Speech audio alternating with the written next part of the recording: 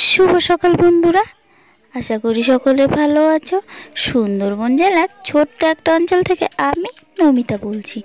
তো দেখো, সকাল সকাল কিন্তু সমস্ত কাজ সেরে রস জ্বালাতে লেগে পড়লাম। আর এই যে দেখছো রসে যে ফেনা ফেনা ভাবটা, সেটাকেও পরিষ্কার করে নিয়েছি। তারপরে দেখো, জালটা ঠেলে দিয়ে এই যে উঠোন পরিষ্কার করতে চলে আসলাম। আর তোমরা তো সকলেই জানো আমাদের উঠোনটা খুবই বড়, তো সব কাজ হয়ে গেছিলো, শুধু উঠোনটা পরিষ্কার করতেই বাকি ছিল। তো সেটাকে ওই যে পরিষ্কার করে নিলাম।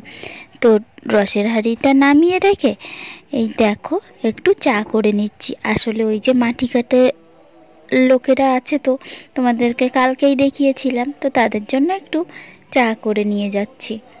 তো এই যে চাটা করা হয়ে গেছে, আর ওই যে মুড়ি দিয়ে চানাচুর দিয়ে মাখিয়ে নেব। আর চাটা নামিয়ে হাঁড়িটা বসিয়ে দিলাম, সকালের খাবারের ব্যবস্থা তো করতেই হবে।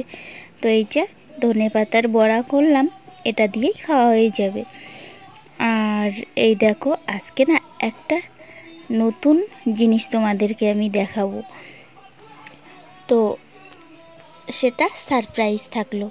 তো দেখো, এই যে ভুট্টা গাছের ভুট্টাগুলো কিন্তু বেশ বড় হয়ে গেছে। আর সেই সারপ্রাইজটার জন্য না আমি এই যে রসুন তুলতে এসেছি। আসলে ঝুড়িতে না একটুও রসুন নেই, তার জন্য এই যে বাগানে চলে আসলাম। তো দেখো, পেঁয়াজের মতন রসুন হয়েছে, এবছর ফার্স্ট লাগালো রসুনটা। তো দেখি আর কিছু হয় কি না।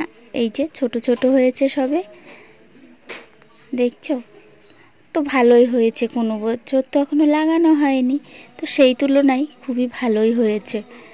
তো দেখো, এইটাই নিশ্চয়ই কোয়া বেঁধে গেছে, আর ওগুলো তো পেঁয়াজের মতন হয়েছে। তো দেখো, এই যে জিনিসটা সারপ্রাইজটা আমি এই যে রেডি করছি।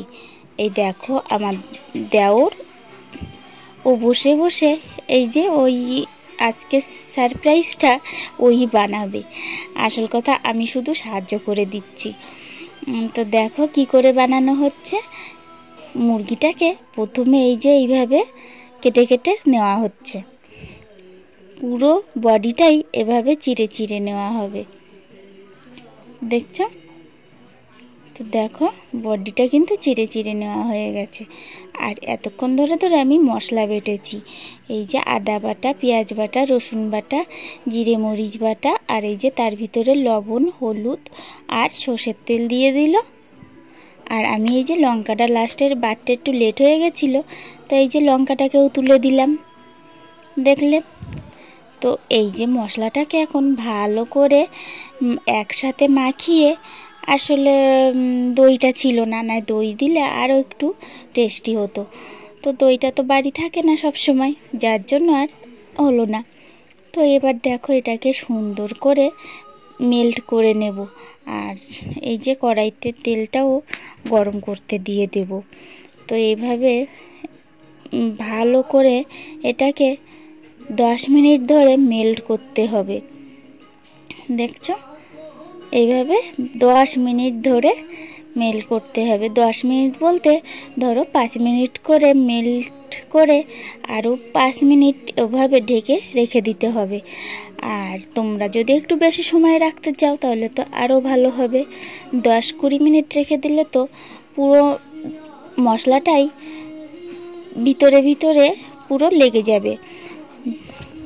তো যত বেশি সময় দেবে ততই টেস্টি হবে। তো আমার তো সময় খুবই কমই ছিল, আমার আবার রান্না করতে হবে, তার জন্য এই যে 10 মিনিটের মতন ঢেকে রেখে দেওয়া হয়েছিল। দেখছো, এভাবে কিন্তু খুব সুন্দর করে মেল্ট করে নিতে হবে, মশলাটা একটুও লেগে থাকবে না, পুরোটাই মাংসের গায়ে লেগে যাবে। তো দেখো, ওটা যত সময় মেল্ট হতে থাকে আমি আসলাম একটু মাছ রান্না করব বলে। এই যে সেই শোল ল্যাঠাগুলো জিওনো ছিল, শোল আর মাগুর, দেশি মাগুর, কত বড় দেশি মাগুর তোমাদেরকে দেখাবো। তো ওই জলটা ছেঁকে নিচ্ছি। আর কালকে তো একটা বড়টা রান্না করেছি, আর এই ছোট ছোটোগুলো ছিল, তো ছোট ছোটোগুলো আজকে রান্না করে নেব। এই দেখছো, একটা শোল আর একটা মাগুর আর দুটো কই মাছ, আর ছোট ছোট ল্যাঠাগুলো মরে গেছে, ওগুলো ফেলে দেব। আর ওই যে জল সেঁকতে গিয়ে বাইরেও দুটো শোল মাছ পড়ে গেছে, দেখছো? এ দুটো একটু ছোট। তো এগুলোকে এখন আমি কেটে নেব। তো এই দেখো 10 মিনিট পরে ঘুরে আসলাম, এসে দেখি এটা না মেল্ট হয়ে গেছে।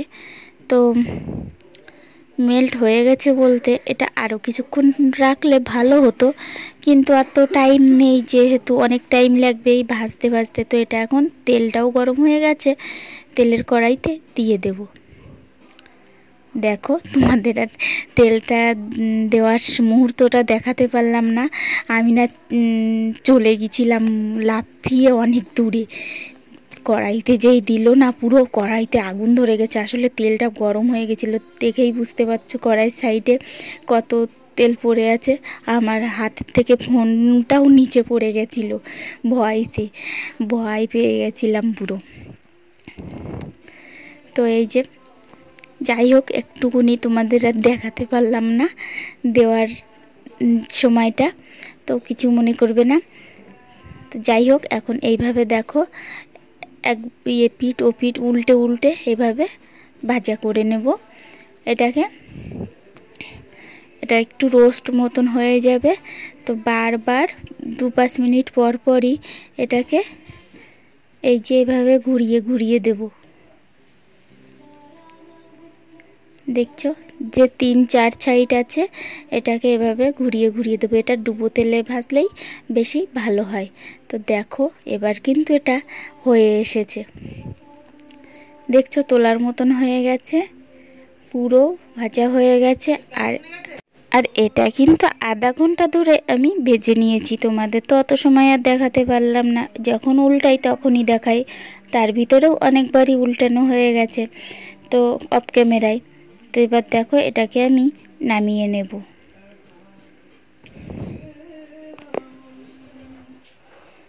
দেখছো গরম তো দেখো খুব সুন্দর হয়েছে, খেতেও কিন্তু খুবই টেস্টি হবে, আর অসাধারণ লাগছে কিন্তু।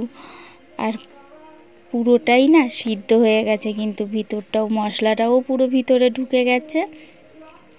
আর দেখো ভাই, ওর না লোভ সামলাতে পারছে না, খেতে লেগে গেছে। আমি বলছি একটু লেট করো, স্যালাডটা করে নিই, কিন্তু ওর হচ্ছে না, খাওয়া শুরু করে দিয়েছে। তো দেখো, আমি এখন এই যে ঠান্ডা হতে থাক, আর স্যালাডটা করে নেব।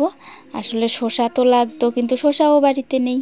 তো কি করব, হঠাৎ মাত্র প্রোগ্রাম হলো, তো যার জন্য সব কিছু অ্যারেঞ্জ করে হলো না, কারণ হঠাৎ মাত্র প্রোগ্রাম হলো। দেখো কত সুন্দর হয়েছে, আর খেতেও কিন্তু অসাধারণ হবে, দেখছো। এখন এই যে, আর স্যালাডটাও রেডি করেছি। তার আগে দেখি 2 ট্যাপা এসে লেগে পড়েছে, মানে আমার ছেলে আর আমার দাদার মেয়ে দুজনে এসেই লেগে পড়েছে। ব্যাস, একটু তো ঝাল লেগেইছে, তো কি হবে, কিচ্ছু করার নেই, খাওয়া শুরু করে দিয়েছে। তো বন্ধুরা, কেমন লাগলো অবশ্যই কমেন্ট করে জানাবে। আমার ভিডিওটা তো এখন সেখানেই শেষ করে দিলাম।